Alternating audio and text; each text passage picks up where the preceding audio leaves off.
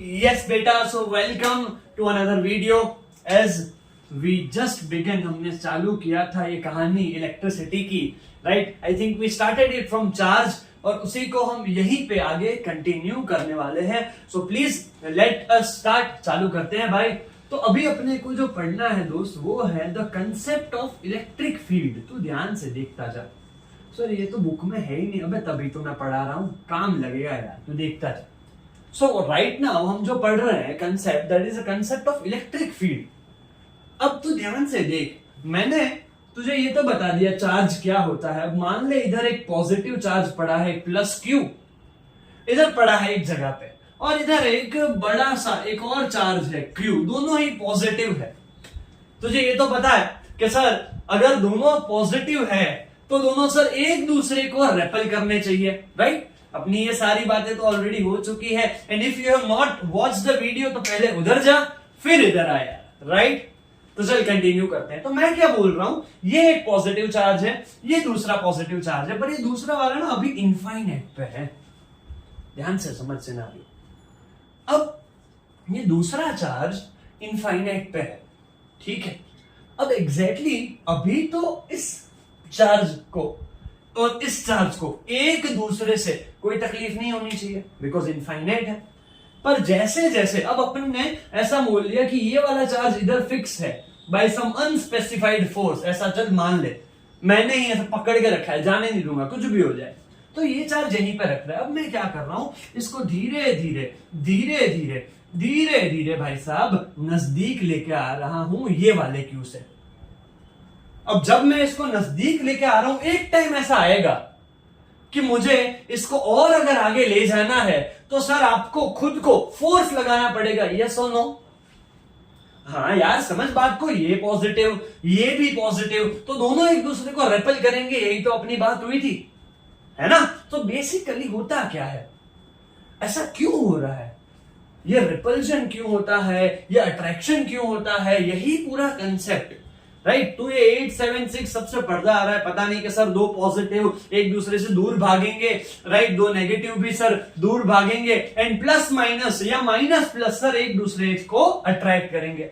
ये तो तूने पढ़ा है, पर ऐसा क्यों होता है, दैट इज द कंसेप्ट. ध्यान से देख, 12th स्टैंडर्ड में 12th एनसीईआरटी में जो कहा है उस हिसाब से बताऊंगा, पर तेरे फाउंडेशन के लिए even in your 10th standard ये इंपॉर्टेंट है.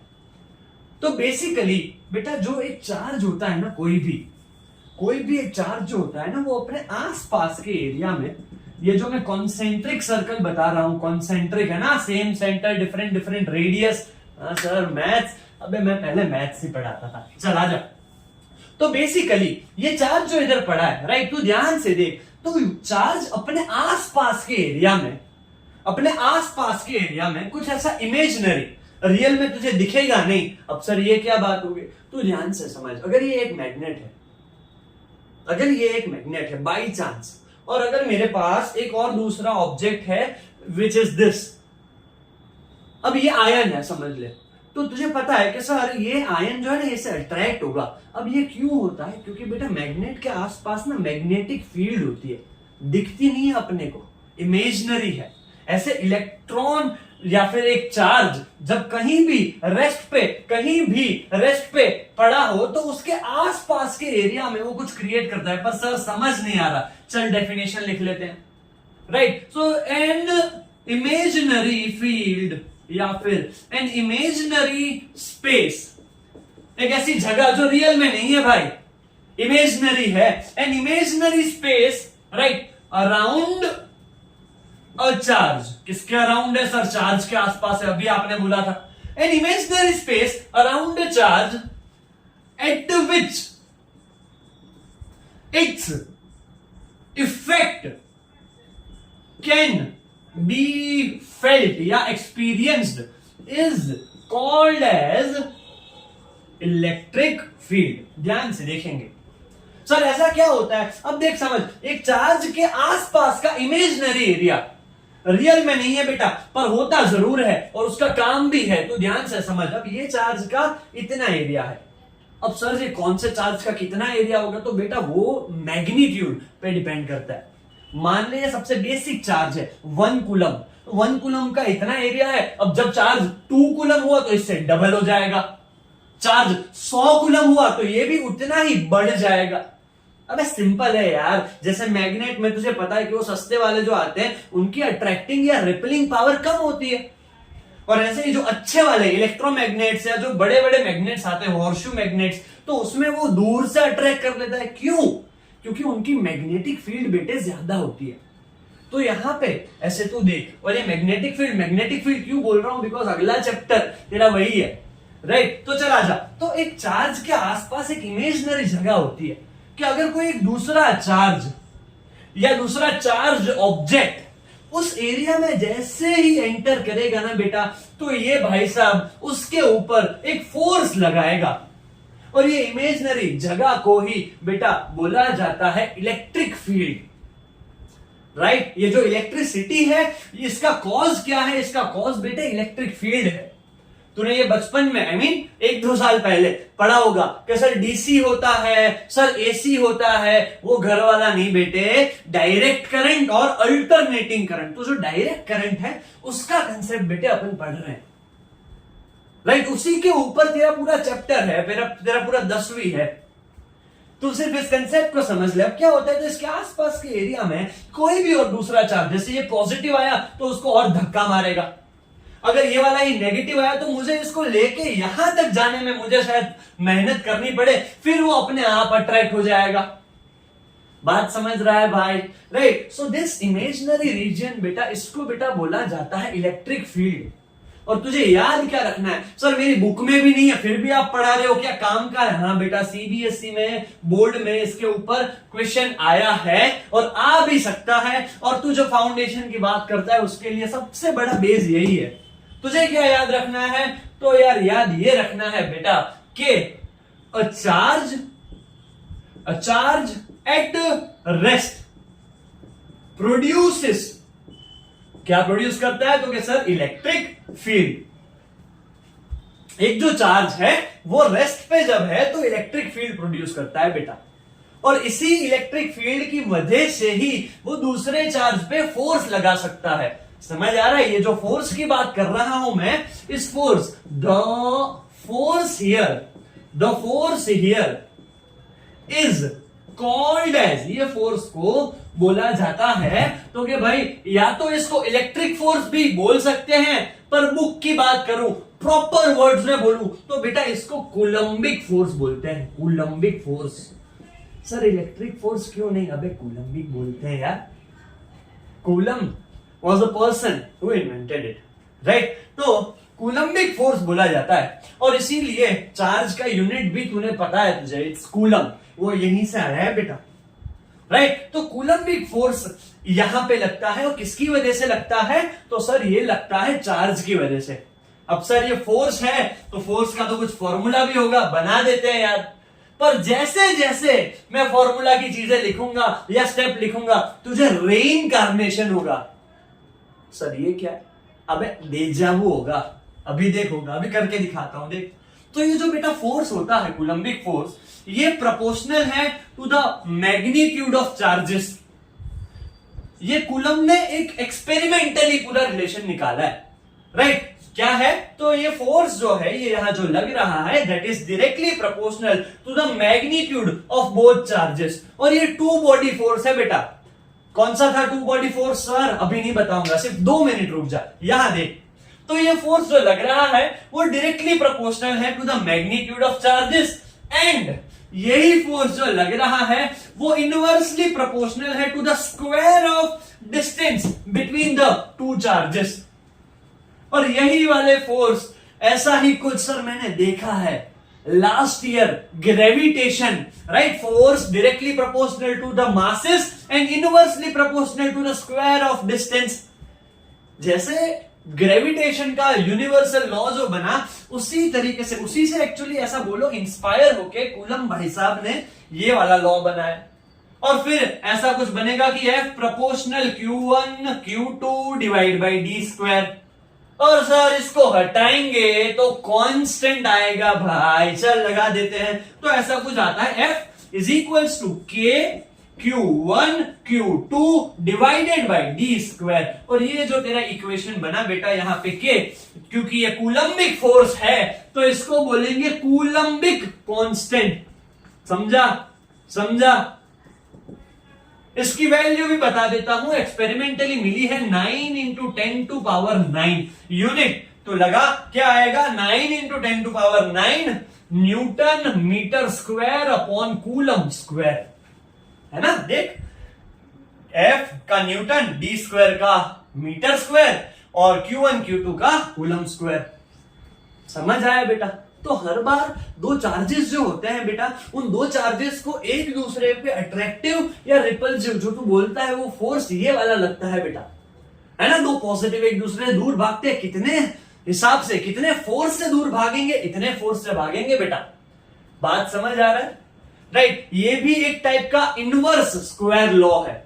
फिजिक्स में बहुत सारे लॉ ऐसे हैं, इसमें तो मैं दो की बात करूंगा। एक हो गया जो ग्रेविटेशनल है और दूसरा जो अपना इलेक्ट्रिक है। ये दोनों फोर्स कैसे फोर्सेस हैं?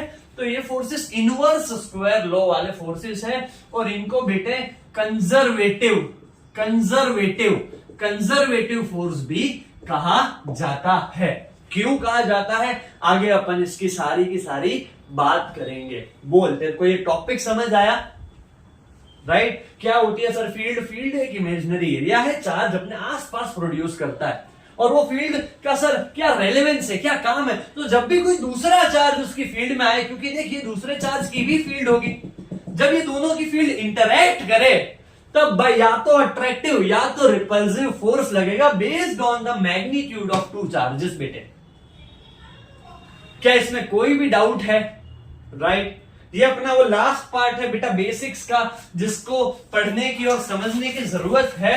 अगर ये आ गया तो यार फिर आगे मुझे इजी रहेगा और तुझे मजा आएगा, that I am sure of. Right. चलो सर फिर मिटा दो। हाँ चलो चलो चलो। ग्रेट बेटा, समझ तो तुझे आ ही गया है। थोड़ा सा आगे बढ़े, थोड़ा सा आगे बढ़े। अब जो स्टेप है वो स्टेप से हम जंप कर रहे हैं सीधा फाउंडेशन से बोर्ड्स की तरफ जंप कर रहे हैं सीधा। तेरे टेक्स्ट बुक का जो इलेक्ट्रिक करंट है उस पर ध्यान से देख। अब मैंने क्या किया, मैंने एक सिलेंडरिकल वायर लिया यार। सर वायर तो ये रहा, देख ये रहा वायर। वायर को मैंने जूम किया इधर समझने के लिए। राइट। वायर तो सिलेंड्रिकल ही होता है। चल, एक वायर मैंने लिया सिलेंड्रिकल है। अब मैंने क्या किया, इस साइड मैंने बेटा पॉजिटिव चार्जेस लगा दिए और इस साइड बेटा नेगेटिव चार्जेस लगा दिए। ध्यान से देख, मतलब क्या है सर, तो ये वाली जो इस साइड, ये जो तुझे सर्कल दिख रहा है सिलेंडर का, उसको मैंने पॉजिटिवली चार्ज रखा है। पॉजिटिवली चार्ज रखा है मतलब इधर इलेक्ट्रॉन्स का नंबर कम है। याद कर, मैंने बोला था प्रोटॉन मूव नहीं करता। दिमाग में कुछ भी वसट मत मचा कि यहाँ पे प्रोटॉन है। ये पॉजिटिवली चार्ज है मतलब इधर इलेक्ट्रॉन्स की मात्रा कम है और ये भाई साहब नेगेटिवली चार्ज है मतलब इसके कंपैरिजन में यहाँ पे इलेक्ट्रॉन्स की मात्रा जो है, इलेक्ट्रॉन्स का जो मैग्नीट्यूड है वो ज्यादा है।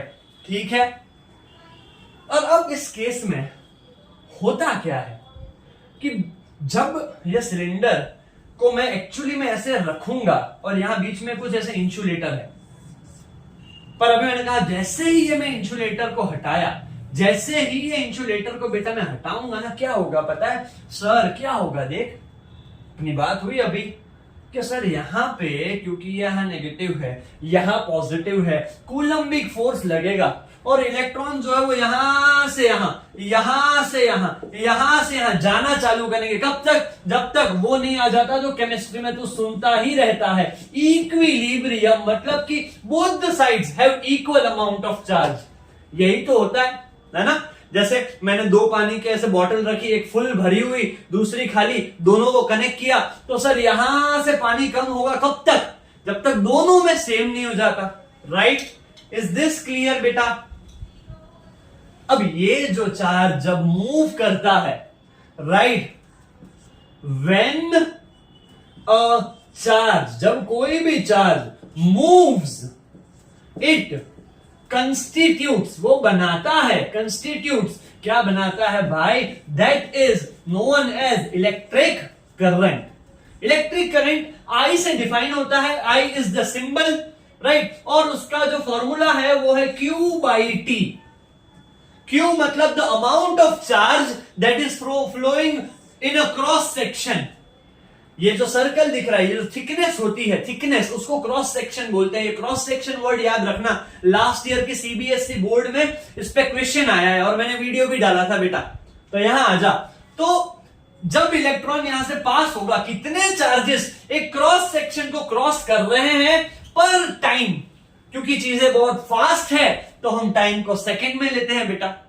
तो इसका यूनिट इलेक्ट्रिक करंट का हो गया कूलम्ब पर सेकेंड, या फिर इसको एम्पियर भी बोला जाता है, क्योंकि again it is the name of the physicist जिन्होंने ये पूरा इन्वेंट किया। बात समझ रहा है, राइट? जब चार्ज मूव करे ना बेटा, जब भी चार्ज एक जगह से दूसरी जगह मोशन में है, it creates a spark, it creates an energy. उसकी जो मूवमेंट की एनर्जी होगी उसी को हम यूज करके सारे डिवाइसेस चला रहे हैं बेटा। और यहां पे जो करंट प्रोड्यूस हो रहा है बेटा, that is known as direct current. समझा? राइट, एंड इसी फॉर्मूला को रिड्यूस भी कर सकते हैं, क्योंकि अपन ने बात की थी पिछले वीडियो में कि Q तो सर N ही होता है, N जो है that is number of electron, और ये E क्या था? 1.6 इंटू 10⁻⁻19, मतलब चार्ज ऑन 1 इलेक्ट्रॉन, है ना? तो भाई यहां लिख ले कि I क्या फॉर्मूला दूसरा जो बना वो हुआ I is equals to NE/T। दोनों ही फॉर्मूला बेटा सही है, क्लियर है, राइट? पर ये बेटा जो करंट है ना, ये करंट कब तक चलेगा? क्या ये चलता ही रहेगा? ना सर, ये कुछ फ्रैक्शंस ऑफ सेकंड्स के लिए दिखेगा, जैसे वो लाइटनिंग दिखती है। समझ रहा है? समझ, वहां पे क्या होता है बेटा, बहुत सारे चार्जेस क्लाउड्स में, तूने पढ़ा है, मैंने ही पढ़ाया आधों से ज्यादा को तो यार, है ना? जब बहुत सारे चार्जेस होते हैं क्लाउड्स में और जमीन में तो चार्जेस है ही नहीं, तो भाई क्लाउड से नीचे नीचे नीचे स्ट्रीक ऑफ लाइटनिंग अपने को दिखती है। वन ऑफ द ऐसा ही वो एग्जांपल है बेटा। और ये करंट को अपने बोलते हैं डायरेक्ट करंट, क्योंकि जैसे ही चार्ज बैलेंस हो जाएंगे वो करंट बंद हो जाएगा। समझ रहा है? तो फिर सर करंट चालू कैसे रहेगा? अब बेटा उसके लिए अपने को पढ़ना है, उसके लिए अपने को पढ़ना है ये बैटरी या सेल, और उसके लिए अपने को पढ़ना पड़ेगा इलेक्ट्रिक पोटेंशियल, उसके बाद आएंगे मिस्टर ओम, और then we will go with resistors. I hope this is clear बेटा, इसमें कोई डाउट है? राइट, तो बेटा एक सेल या एक बैटरी जो होता है ना, वो सेल और बैटरी का काम ही यही है कि वो इस साइड और इस साइड, वापस बोल रहा हूं क्योंकि यही टॉपिक है जिसमें समझ नहीं आता सर मुझे कुछ, तो देखता जा। ये सेल या तो बैटरी जो है उसका काम ही यही है बेटा कि at both the terminals, terminal मतलब कि end, at both the terminals it maintains the gap of charges. अगर मैं तुझे बता दूं कि यार मैंने ऐसा कुछ सिस्टम फिट किया है कि यहां पे कितने भी इलेक्ट्रॉन्स इधर जाए मैं और इधर सप्लाई करता रहूंगा ताकि दोनों साइड चार्ज बैलेंस ही ना हो, तो करंट कंटिन्यूअसली घूमता रहेगा। और यही काम बेटा एक सेल और एक बैटरी करती है, क्योंकि सेल और बैटरी जो है that is our source for continuous current, continuous current. और वो यहां क्या मेंटेन कर रहा है? ये जो डिफरेंस ऑफ चार्ज है, right, the difference of charges जो वो मेंटेन कर रहा है बेटा, उसको ही बोला जाता है पोटेंशियल डिफरेंस। पोटेंशियल डिफरेंस समझ आ रहा है? पोटेंशियल डिफरेंस मतलब ये है बेटा, पोटेंशियल वर्ड समझ यार, इंग्लिश वर्ड है ना, कि द थिंग इज कि भाई तारा में तो बहुत पोटेंशियल है यार, बस तू मेहनत नहीं कर रहा। सर ये तो घर घर की कहानी है, समझ बात, मस्ती छोड़। द थिंग इज कि हो क्या रहा है यहां पे बेटा कि इस साइड चार्जेस बहुत ज्यादा है, सॉरी इस साइड बहुत कम है, इस साइड बहुत ज्यादा है। जहां पे ज्यादा है, राइट, जहां पे चार्जेस बहुत ज्यादा है और जहां पे चार्जेस बहुत कम है, ये जो चार्ज का डिफरेंस है इसी की वजह से करंट जा रहा है। तो ये चार्ज के डिफरेंस को बेटा बोला जाता है पोटेंशियल डिफरेंस। और कोई अगर तुझे ऐसा पूछे कि how can we maintain a continuous current in a circuit, तो by making potential difference between the terminals of a conductor हम उसको मेंटेन कर सकते हैं। और जो फॉर्मूला है बेटा पोटेंशियल डिफरेंस का, मान ले ये है पॉइंट ए, मान ले ये है पॉइंट बी, तो फॉर्मूला ऐसा कुछ बनता है बेटा कि VA माइनस VB, मतलब potential at A VA, potential at B VB, right. इसको सिर्फ V को बेटा बोलते हैं पोटेंशियल, पर दोनों जब माइनस हुए तो potential difference VA minus VB is equal to, formula बेटा बनता है W अपॉन Q। W का मतलब है work done to move a charge, कि एक चार्ज को, बिकॉज हम यहां से यहां तो वो खुद चला जाएगा, पर यहां से वापस यहां तक लाने में कुछ वर्क करना पड़ेगा अपने को। देख अभी चीजें थोड़ी टफ ना बने, ध्यान से देख, ध्यान से समझ। यहां से यहां तो चार्ज अपने फोर्स से, कूलम्बिक फोर्स से पहुंच जाएगा, पर ये वायर के थ्रू ये पूरा सर्किट जो उसको घूमना है उसमें हमें कुछ वर्क करना पड़ेगा चार्ज के ऊपर। तो इलेक्ट्रिक पोटेंशियल डिफरेंस ऐसे डिफाइन होता है कि work done to move a charge divided by the magnitude of charge. समझ आया? और अगर सिर्फ पोटेंशियल निकालनी है इस पॉइंट की, तो लिखेगा VA is equal to W by Q, और इधर VB is equal to W by Q। पर ये दोनों वर्क अलग होंगे, इसलिए दोनों साइड का पोटेंशियल भी अलग होगा, और ये डिफरेंस की मदद से ही करंट सर्किट में घूमता रहता है। जब भी दोनों ही साइड बेटा चार्जेस इक्वल हो जाए, तो हम बोलते हैं कि यहां पे पोटेंशियल का डिफरेंस 0 हो गया मेरे लाल, और इसीलिए करंट वहां पे बंद हो जाएगा। यही है the simplest concept. Now what I want is that कि इतना तो बुक में से एक बार just go through it, read कर उसको, एंड जो नेक्स्ट वीडियो बनेगा उस पे हम इस पे और भी आगे चर्चा करेंगे। राइट, ऑल द बेस्ट, पढ़ाई कर। एंड अगर कुछ भी नहीं समझ आया है, because this is new for you बेटा, तो तू खाली कमेंट कर, बाकी Shivam sir is here, just तू चिल कर, टेंशन मत ले, ध्यान रख अपना। Bye bye.